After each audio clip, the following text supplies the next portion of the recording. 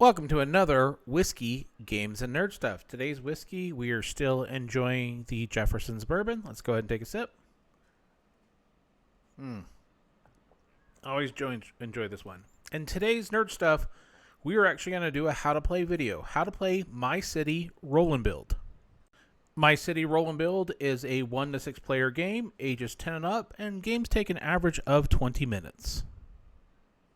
The game does come with everything you need out of the box. You get a bunch of these play pads, and they actually have some chapters so you can do a campaign on this, and you have these 3 dice. I like to get some colored pencils because for me it's easier when I draw the buildings, and later on when you get to the additional episodes, I like it a lot more. So basically what you'll do is you get the pad, and I would suggest start with chapter 1, episode 1. You're going to get these dice. You're going to roll the dice. For now, you're going to ignore the blank, but what you'll do is you'll go ahead and that's going to be an X. So you're going to draw a building, and you always start by the river unless it says otherwise, where you're basically going to have one building, and that's your X. And the object of the game is to fill up your grids without covering the trees, but you also want to cover the rocks. So you roll the dice again, and this is what you're going to ignore the first couple rounds. So you'll go straight to this, where now you're building a solid building that is a 3. So I will go ahead, and every building that you do has to be adjacent to a building you've previously built.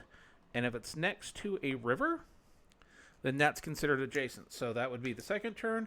We would roll the dice again. This again, ignoring this for now.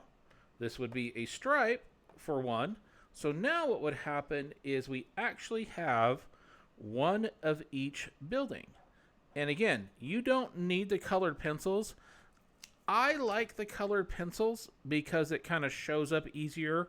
And later on in the game, in the other episodes, you get actually additional points when you get like-minded buildings together.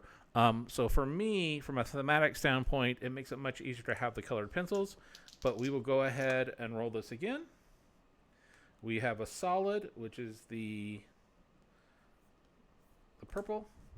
So we'll go ahead and do a solid next to that one. We will roll the dice, and what you'll do is you'll continue rolling these. All right, so now we have a large solid L, and there's a couple ways you can do these. I like to kind of play these out and see how I want to do this. So this is a good one where I'll go down to here. Cover that.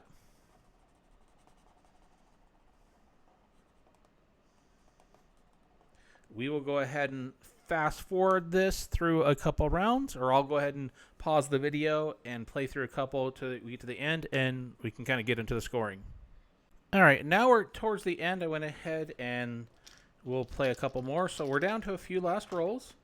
So this would be a 4 spot for the X. I would fill these 4 up.